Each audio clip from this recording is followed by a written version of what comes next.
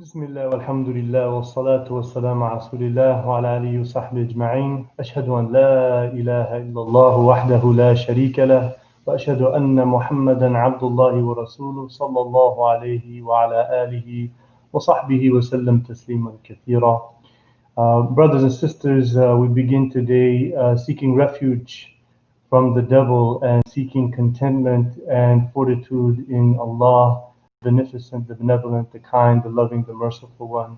We seek guidance in all of our affairs. We ask Him to protect us from the evil of the world and the evil from within ourselves.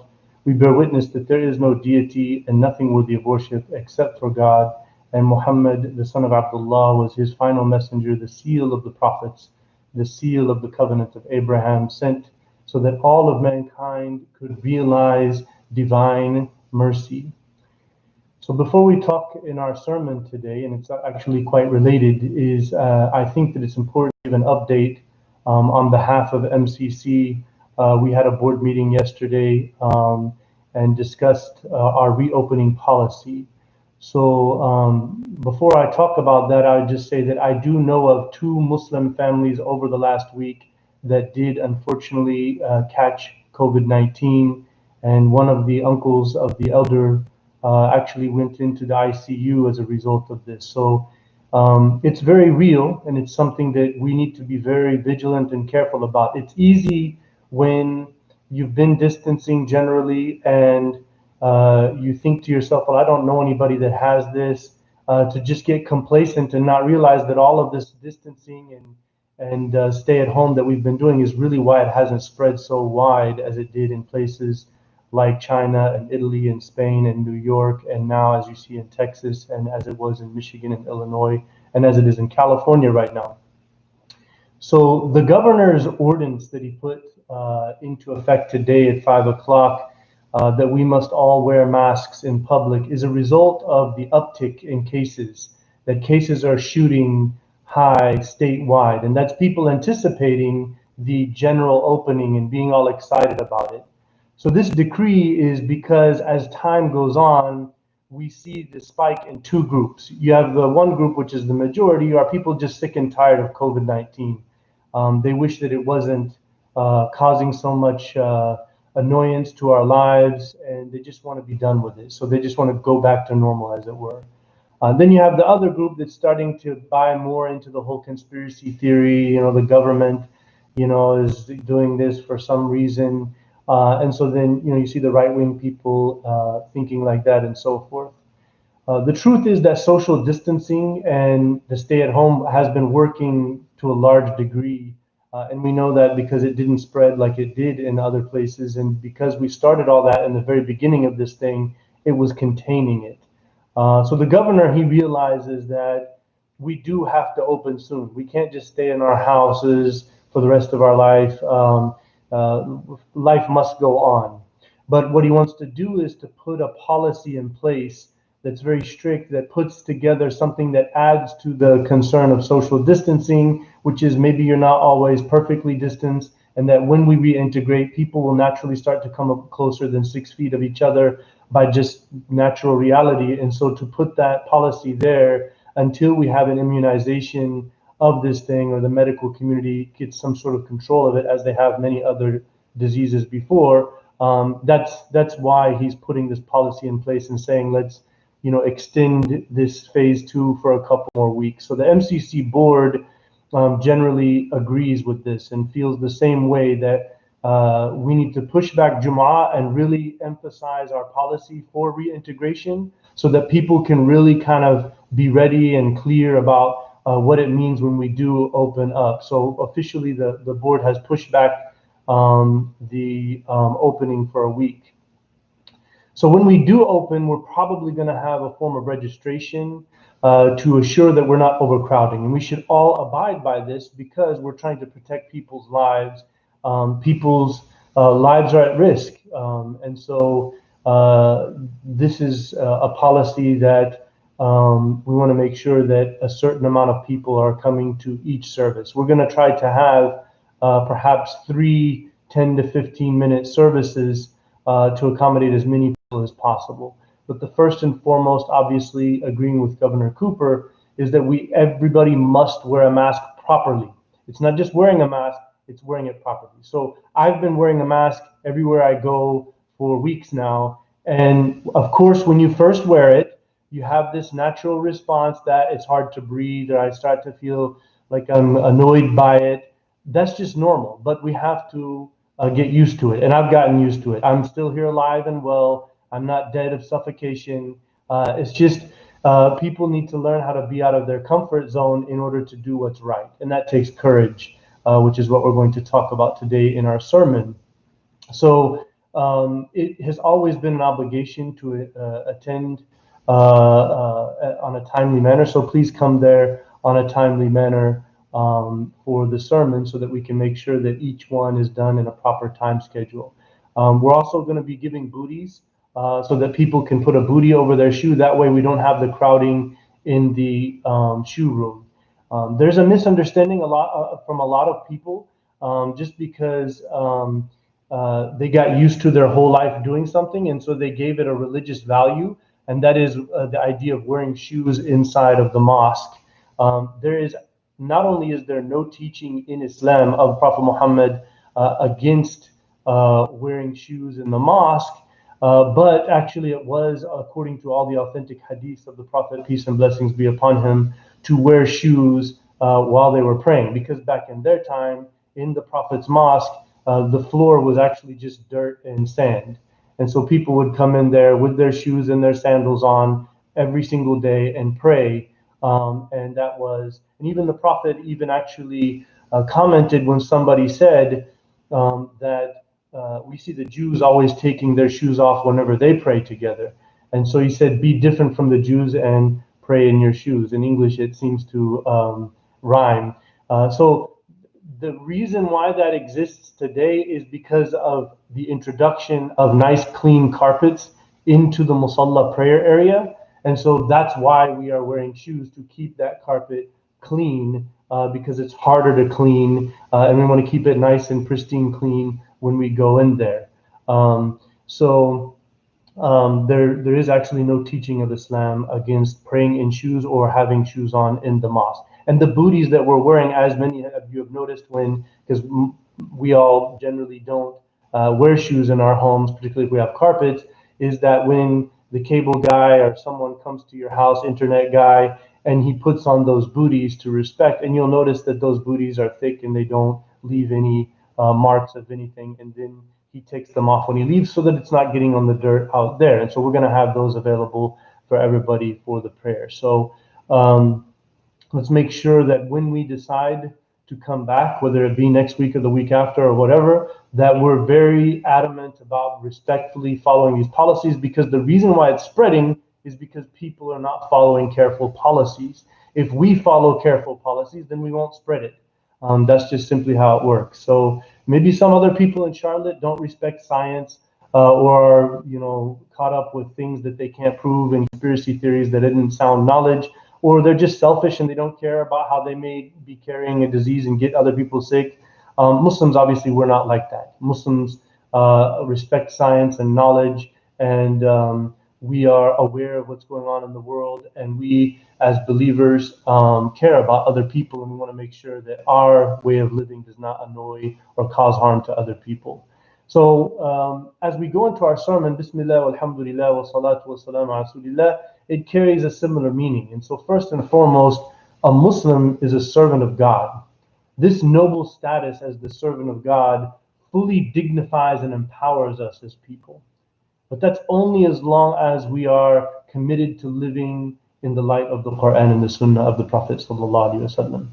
We have to ask ourselves, why did Allah reveal and preserve the Quran and the Sunnah?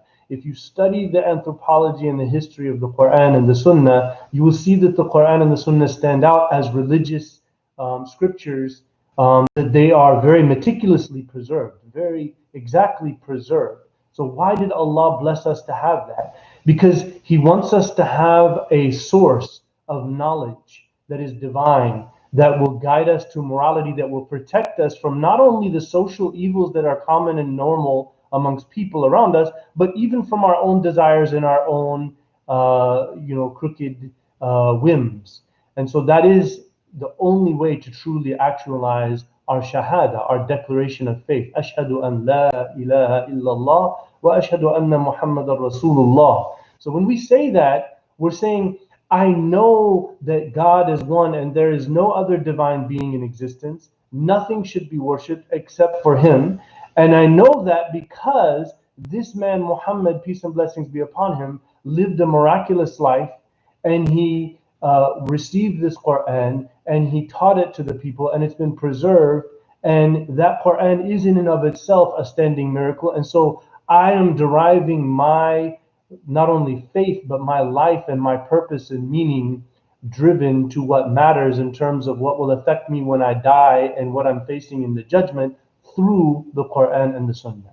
So I often talk about this, and it's not easy. I'm trying to change a system that is a big problem in the Muslim world, perhaps the biggest problem, which is most Muslims just do what they do without any knowledge from the Quran or the Hadith or the Sunnah, the authentic Hadith. They just do what they do because that's what I saw people do and grow up. And for a large part, most of that is probably authentic and good and well-founded in the Scripture.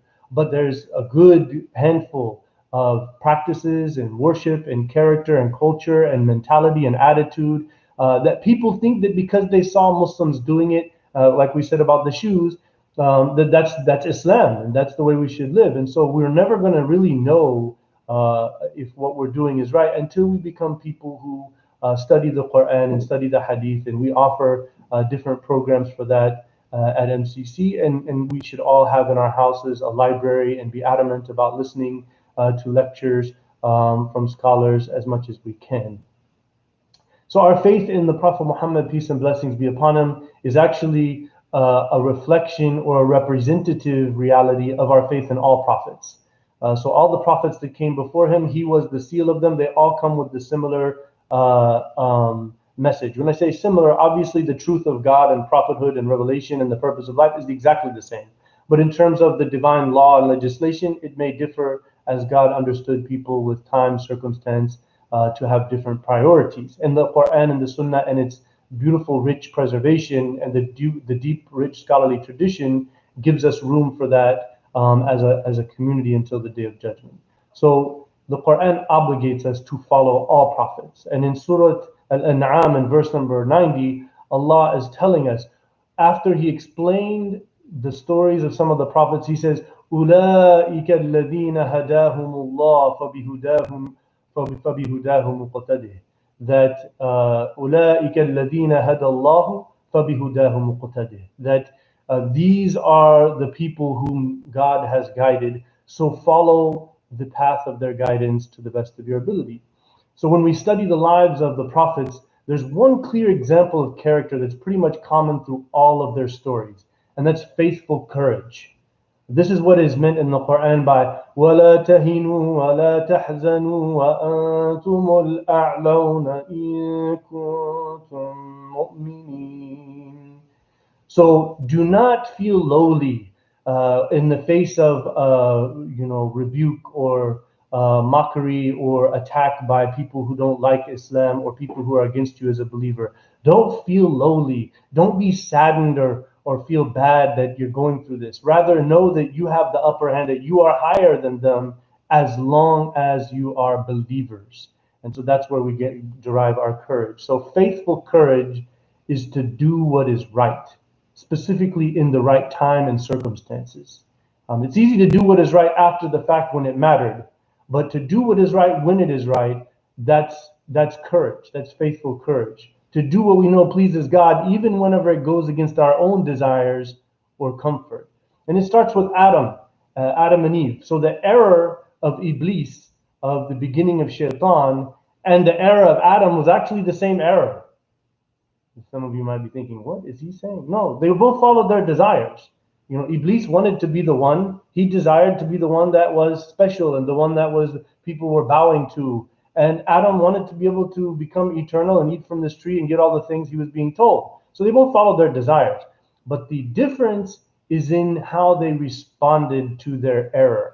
So Iblis responded to his error once he knew he was wrong with stubborn arrogance. And so that's that's the devil's path, is selfishness. It's like, I'm right, I want to be right, I'm still, you don't understand, here's how my way is correct, and so forth. Adam and Eve responded with humble pleas for forgiveness and mercy. And so that takes courage to say, you know what, I am wrong, and I shouldn't have done that. You know, to say you're wrong takes courage, and to admit it, and to humble yourself. And so that's the story of courage with them. Courage is often about rejecting one's selfish desire for personal comfort. It's about standing up for right even when it's not popular. It's about changing a false or corrupt status quo or cultural norm. So that's not easy. When you're around a lot of people saying stuff that you know is wrong, or people that is close to you or you look up to or is your close friend, it's not easy to stand up and say, no, that's wrong. Or when everybody kind of agrees upon it, to stand up and say, you shouldn't be doing that, and here's the evidence. Here's the solid foundation of knowledge, not my personal inclinations or opinion, but here's the foundation of actual knowledge that shows that that is not right, you know. So when we look at the stories of the prophets, we see this common thread of being mocked and ridiculed and abused, and then they responded with vigilant, courageous, faithful response, speaking clear truth, giving the guidance, showing them the right path. They did not give in.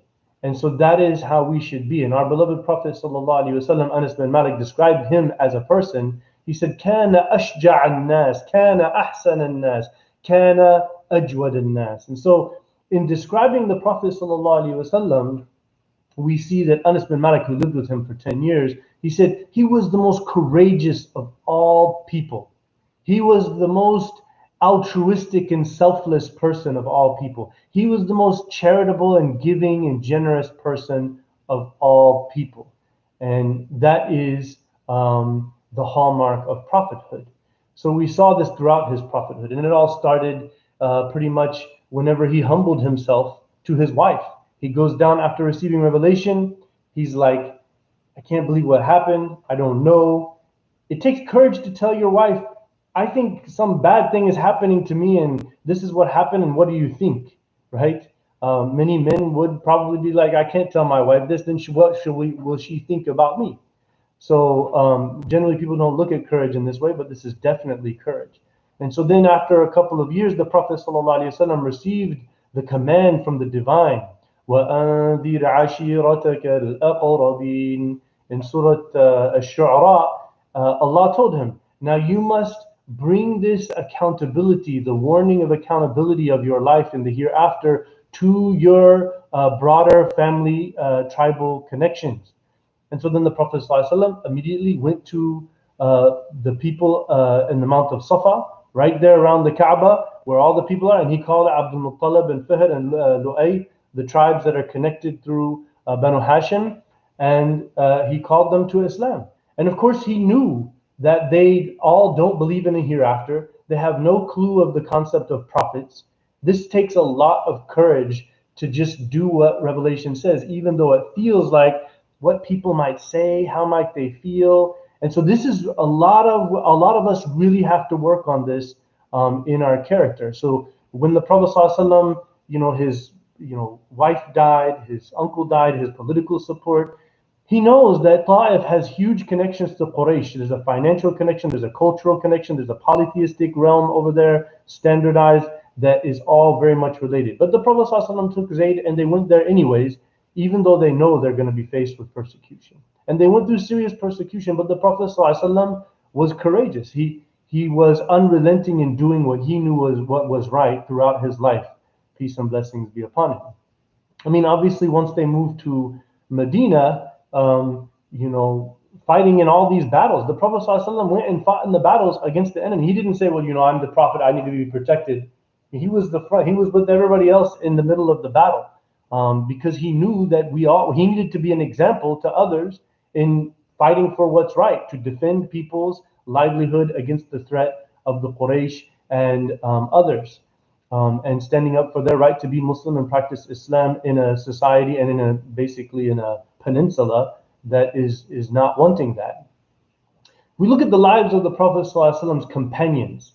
Their whole life is a testimony to faithful courage. So For many Muslims, it's normal to be Muslim because you were born in a Muslim household. Everybody's Muslim. They say Muslim things. They do Muslim things. So it doesn't take much courage to be Muslim in that situation. That's where we see what we struggle with. Are we that? But see, a lot of Muslims look at being Muslim as just simply, saying Arabic phrases or acting in a way that's related more to cultural things than it is to actually standing up for spiritually rooted, revelation-based values. And so it's easy to pray when you're around your family. But the question is, would you pray if you were at work around other people? And if you weren't, then why?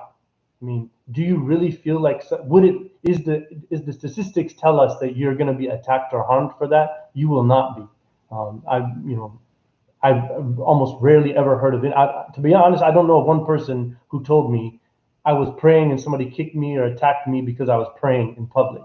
So I think the courage is not necessarily required to prevent yourself, to be willing to go through harm. It's actually just the courage to be Muslim in front of everyone. And that's where we're at as a people, that we really need to fine tune our faithful courage.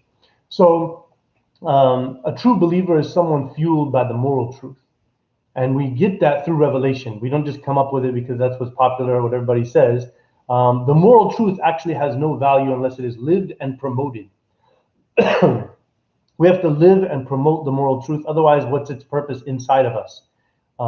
So faithful courage, first and foremost, is just to be proud to be a Muslim, to be thankfully blessed that I know the straight path and that I have true, authentic, preserved prophethood in my life. We can never succeed as believers in this life or the hereafter if we hide our faith or we compromise our faith values in order to be accepted by other people. And I think a lot of Muslims are struggling with this. And this is the time to really reflect and center ourselves in the prophethood. Because that's what it means to say, Ashhadu anna Muhammadan Rasulullah. I'm following his path. I'm going to follow his example. Those who followed him, I'm following them as the Quran told us. So faithful courage calls us to carry the message of God to the world by word and deed.